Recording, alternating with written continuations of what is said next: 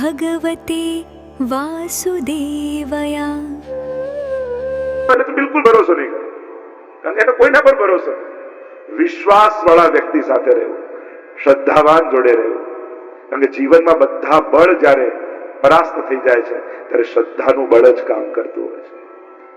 અને આ કોરોનામાં તો કેટલું જોયું, જયારે બધા જ સામર્થ્ય કોઈ કામ નહીં, કારણ કે પૈસા ક્યારે કામ આવે? જયારે બજાર ખુલ્લું હોય. બજાર જ બંધ હોય તો પૈસા વાપરો ક્યાં? બેંક બંધ હોય તો વાપરો ક્યાં? લાવો ક્યાં? પૈસાની કિંમત ક્યારે છે? જયારે બજાર ખુલ્લું હોય. એટલે ધનવાન પણ બજાર પર તો પરાધીન જ છે. તમે બધું લઈ શકો એવા હો, પણ વેચાવા માટે ખુલવું જોઈએ ને. એ જ બંધ હોય તો ખરીદોય ક્યાં? અને જયારે બધા પ્રકારથી અસમર્થ માણસ થઈ જાય ત્યારે શ્રદ્ધાનું બળ જ કામ કરતું. તો તદુત્તમ અપી દુર્બોધમ સુબોધમ સાધ્યતા તથા. તો આ કઠિન વાણી છે અને એ સરળ થાય એના માટે તન્નામાષ્ટો તરસતમ પ્રવક્ષ્યામે. એટલે કે આ સર્વોત્તમ કરવાથી શું મળશે? શું એનો ફાયદો? ભગવાનની વાણી સમજમાં આવવા લાગશે.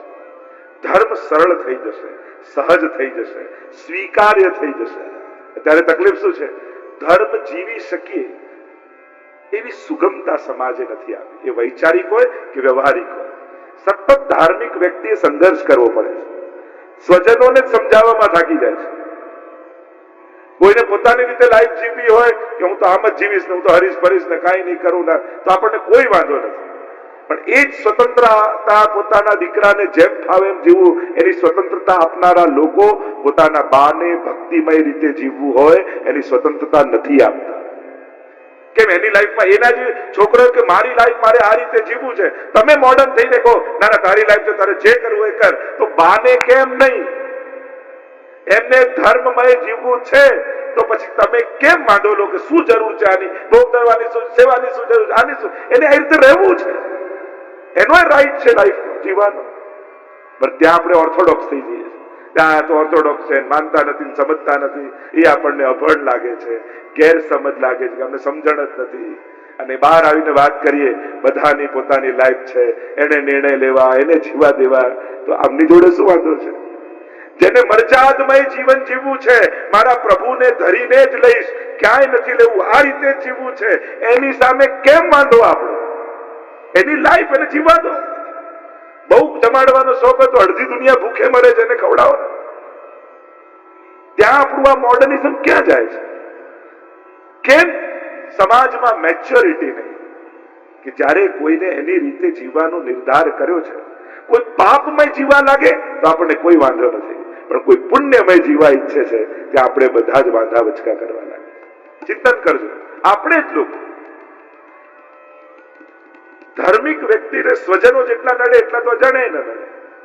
કેમ એને અનુકૂળ એ જીવી શકે એવું વાતાવરણ ઊભું ન કરવું? કેમ નહીં કરવું? બધું હોવા છતાં એમને સુવિધા કેમ નહીં આપવી કે ભક્તિમય કૃષ્ણમય થઈને જીવી શકે? એને આનંદ થાય કે મારે જેમ જીવવું હતું એવું જીવવું, મારે હવેલીમાં જવું છે, મારે આ દાન પુણ્ય, મારે રાજભોગ કરવો છે, મારે એની આ ખુશી છે. એમને તમારા લોજિકમાં કોઈ રસ નથી. એમનો આનંદ ઠાકોરજી છે, એને પ્રભુના મનોરથમાં આનંદ છે, એને વૈષ્ણવને પ્રસાદ લેવડાવવામાં આનંદ છે. આ એનો આનંદ છે. એ કેમ છીનવો છે?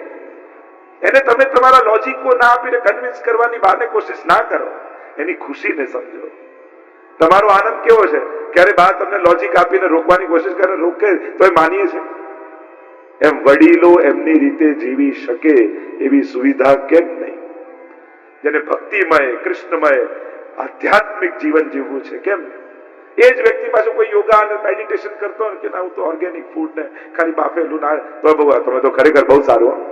પણ એ જ વ્યક્તિ કે ના મેં મરજાદ લીધી હું તો આવું છું, તમે તો ઓર્થોડોક્સ છો સાવ. માણસો કેવો ફરી જાય.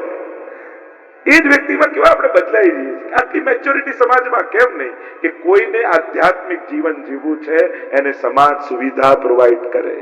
એનો રાઈટ છે કે નહીં? તમે લીગલી જાઓ તો એનો રાઈટ એની રીતે જીવવા. દરેક દેશનો મુખ્ય કાયદો પહેલો એ હોય છે દરેકને પોતાની રીતે જીવન જીવવાનું, કાયદાનો ભંગ ન કરતા હોય એ રીતે સ્વતંત્રતા છે. પણ કોઈ ધાર્મિક વ્યક્તિને આપણે એવી સુવિધા કે સ્વતંત્રતા આપી શકીએ છીએ?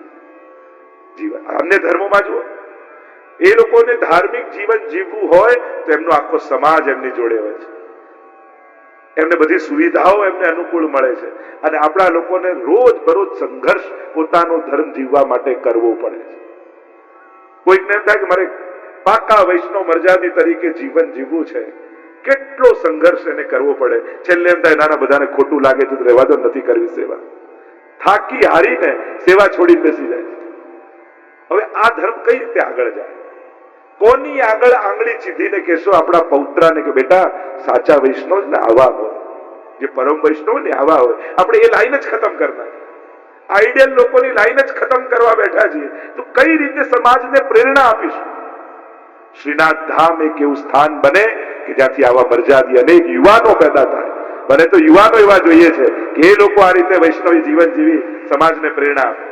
અને થઈ મને ખુશી થાય છે કેટલા બાળકો કેટલા સુંદર રીતે ભગવત સેવા અને કાર્યો કરે છે.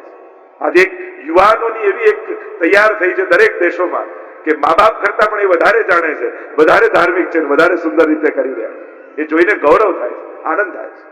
આ કાર્ય કરે છે. તો કહું એ કઠિન છે એને સરળ કર્યું સર્વોત્તમ દ્વારા. અને ફળ આ બતાવતા કહ્યું ઋષિ અગ્નિ કુમાર અસ્તુ. જે મંત્રમાં કહ્યું ઋષિ અગ્નિ કુમાર અસ્તુ નામના છંદો જગત્ય સૌ શ્રી કૃષ્ણાસ્યમ દેવતા ચ બીજમ કારુણિકમ પ્રભુ. ઋષિ કોણ છે? દરેક મંત્રનો એક ઋષિ હોય, દેવતા હોય, છંદ હોય. તો સર્વોત્તમ મંત્રનો ઋષિ કોણ? તો કે ગુસાઈજી પોતે. ઋષિ અગ્નિ કુમાર, અગ્નિ એટલે વલ્લભ, એમના કુમાર એટલે પુત્ર એટલે ગુસાઈજી. ઋષિ અગ્નિ કુમાર અસ્તુ નામના છંદો જગત્યસુ. જગતમાં પ્રસિદ્ધ છંદ એટલે અનુષ્ટુપ, એ આ સ્તોત્રનો છંદ છે. શ્રી કૃષ્ણાસ્યમ દેવતા છે. આ મંત્રના દેવતા કોણ? કૃષ્ણ. હાસ્ય, હાસ્ય એટલે મુખારવિંદ, એટલે મહાપ્રભુજી આના દેવતા છે. અને બીજ શું છે? બીજમ કારુણિક પ્રભુ. અને આ મંત્રના બીજ છે પરમ કૃપાળુ પુષ્ટિ પુરુષોત્તમ શ્રીનાથજી, શ્રી કૃષ્ણ. એ જ આ મંત્રના બીજ છે. તો ચાર વસ્તુની ચર્ચા પ્રાય મંત્ર માટે કરવામાં આવતી હોય છે. તો જે મંત્રનું મહાત્મ્ય છે એ જ મહાત્મ્ય શ્રી વલ્લભના નામનું છે.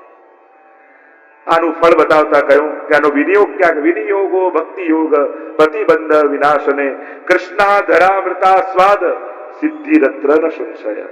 આનો વિનિયોગ, આને શેના માટે ઉપયોગ કરો? વિનિયોગો ભક્તિ યોગ, ભક્તિ યોગની પ્રાપ્તિ માટે. પુષ્ટિ માર્ગમાં ભગવાન મેળવવા માટે કઈ છે જ નહીં, બધું ભાવ મેળવવા માટે છે. અને ભગવાન તો કંસ, રાવણ ને દુર્યોધન ને મળ્યા હતા, તો ભાવ નતો તો અપશબ્દો યાદ આવ્યા, વેર યાદ આવ્યો, ક્રોધ યાદ આવ્યો. પણ જો ભાવ હોય તો મળેલા ભગવાનને માણી શકાય. તો અહીંયા ભગવાન મેળવવા માટે કાંઈ નથી. અહીંયા જે કરો એ ભક્તિ અને ભાવને મેળવવા માટે કરજો. કારણ કે જો ભાવ હૃદયમાં હશે તો તમારે ઠાકોરજીને ગોતવા નહીં નીકળવા પડે, એ ગોતતા ગોતતા તમારી પાસે આવી જશે. કારણ કે ભાવને આધીન પરમાત્મા છે. અહમ ભક્ત પરાધીનો, હું ભક્તને પરાધીન છું, આધીન છું. ભક્તાભિલાષા ચરિતાનુસારી. ભક્તાભિલાષા, ભક્તોની અભિલાષા અનુસાર ચરિત્ર કરવા વાળા શ્રીનાથજી બાબા છે. તો પ્રભુની ઈચ્છા શું? આપણે ઠાકોરજીની ઈચ્છા. ઠાકોરજીની ઈચ્છા સ્વતંત્ર કાંઈ નથી હોતી, તમારી ઈચ્છા હોય છે ને એ ઠાકોરજીની હોય છે. ભક્તોની અભિલાષા અનુસાર ચરિત્ર કરવા વાળા ઠાકોરજી છે. તો બીજમ કારુણિક પ્રભુ. તો વિનિયોગો ભક્તિ યોગ, અને બીજું પ્રતિબંધ વિનાશને.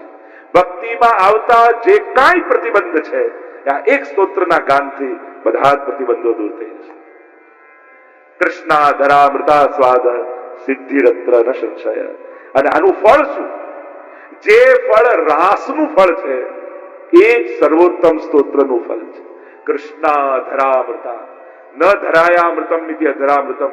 પરમ રસ આનંદ પ્રેમ રૂપ જે કૃષ્ણ છે એ જ કૃષ્ણનો અધરામૃતનો અનુભવ, એ જ સર્વોત્તમ સ્તોત્રનું ફળ છે. કૃષ્ણાધરામૃતા સ્વાદ સિદ્ધિરત્ર ન સંશય. એ સિદ્ધિ કઈ? જે રાસમાં ગોપીજનોને મળી એ સિદ્ધિની પ્રાપ્તિ સર્વોત્તમ સ્તોત્રના પાઠ માત્રથી થઈ જશે. અને એટલા માટે આ સર્વોપરી સ્તોત્ર છે. એટલે જ કહ્યું સર્વોત્તમ, સર્વદા, સર્વથી અને સર્વત્ર જે ઉત્તમ છે એ જ સર્વોત્તમ સ્તોત્ર છે. કૃષ્ણાધરામૃતા. ગોપીઓ ગોપી ગીત આદિમાં કહે છે ને, તવ સુરત વર્ધનમ શોકનાશનમ સ્વરિત વેણુનામ સુષ્ટ ચુંબિતમ ઇતર રાગ વિસ્મારણમ નૃણામ વિતર વીર નસ્તે ધરામૃતમ. એ પરમ અધરામૃત, પરમ ભગવદ રૂપ, સુધારૂપ, પરમાત્મા રૂપ રસનો અનુભવ એ જ સર્વોત્તમ સ્તોત્રનું ફળ છે. એટલે મહાપ્રભુજીની બધાઈમાં કઈ એસી બંસી બાજી બન ઘન में વ્યાપ રહી ધુની મહામુનિ કી સમાધિ લાગી. એ સમયે ઠાકોરજીએ વેણુનાદ કરી અને સુધાનો સંબંધ કરાવ્યો. તો કલયુગમાં કયો વેણુનાદ? તો કે મહાપ્રભુજીની વાણીનો વેણુનાદ છે. શ્રી મહાપ્રભુજી વેણુ રૂપે પ્રગટ થયા અને એમની વાણી રૂપ સુધા એટલે કે સર્વોત્તમ સ્તોત્રના પાઠ માત્રથી એ પરમ સિદ્ધિ જે વ્રજભક્તોને પ્રાપ્ત થઈ, એ વ્રજભક્તોના આનંદનો અનુભવ આ સર્વોત્તમ સ્તોત્રના પાઠ માત્રથી થઈ જાય છે. તો ત્રણ નામ મુખ્ય છે: આનંદ, પરમાનંદ, શ્રી કૃષ્ણાસ્ય. અને ત્રણેયના સહાયક 35 નામો છે. તો 35 તરી 105 અને 3 નામે તો કુલ નામ થયા 108. કારણ કે પ્રભુ 12 અંગ વાળા છે. દ્વાદશાંગ હોય પુરુષા, 12 અંગ ભગવાન અને 9 પ્રકારની ભક્તિ. તો 12 નવા 108 એટલે સર્વાંગ ભક્તિ. એટલે જ મણકા 108, નામ 108 લખાય. સર્વાંગની ભક્તિનું પ્રદર્શિત કર્યું છે. તો મુખ્ય 3 નામ રૂપમ તત ત્રિતયાત્મકમ, જે મહાપ્રભુજીનું ધ્યાન બોલીએ આનંદાય નમઃ. તો 3 સ્વરૂપે મહાપ્રભુજીનું આરાધન આપણે ત્યાં છે: આનંદાય, પરમાનંદાય અને શ્રી કૃષ્ણાસ્ય. આનંદાય કહીને સંકેત કર્યો સાક્ષાત આનંદ રૂપ, જે વેદમાં કહ્યું આનંદ માત્ર કરપાદ મુખોદરાદિ બ્રહ્મરૂપ ઈશ્વર રૂપ છે. તો બ્રહ્મરૂપ ઈશ્વર રૂપનું આરાધન. બીજું, આનંદને અનુભવ કરે એ પરમાનંદી થાય. તો ઠાકોરજી આનંદ રૂપ, તો સ્વામીજી પરમાનંદ રૂપ છે. એટલે પરમાનંદાય કહીને કહ્યું શ્રી મહાપ્રભુજીનું એક સ્વરૂપ સ્વામીજીનું સ્વરૂપ છે.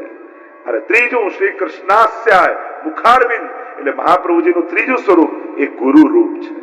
તો આ 3 રૂપે આપણે મહાપ્રભુજીને આરાધીએ છીએ: પ્રભુ રૂપે, સ્વામીજી રૂપે અને ગુરુ રૂપે. અને આ 3 સ્વરૂપે મહાપ્રભુજીનું આરાધન કરવાથી સંપૂર્ણ સ્વરૂપનું આરાધન થાય છે. ગુરુ રૂપ પ્રધાન છે, કારણ કે આ ભૂતલ પર આચાર્ય સ્વરૂપે મહાપ્રભુજી પધાર્યા. એમની આજ્ઞા આજે પણ ઠાકોરજીને ભોગ ધરો અને મહાપ્રભુજીની કાની ન આપો તો ઠાકોરજી આરોગતા નથી. શ્રી વલ્લભની કાની થકી આજે પણ ઠાકોરજીને જગાવતા પહેલા મહાપ્રભુજીને યાદ કરવા પડે છે. ત્યારે ઠાકોરજી જાગે છે અને પોઢાડ્યા પછી, મંદિર બંધ કર્યા પછી દ્રઢ ચરણ કેરો ભરોસો, શ્રી મહાપ્રભુજીના આશ્રયનું પદ ગાઈએ ત્યારે આપણી સેવા પૂરી થાય. આશ્રયનું પદ પૂરું કરવા માટે નથી. આપણે કે ચલો બધું પૂરું કરો, આશ્રયનું પદ ગાઓ.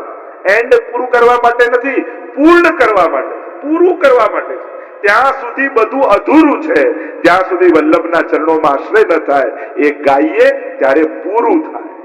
પૂરું એટલે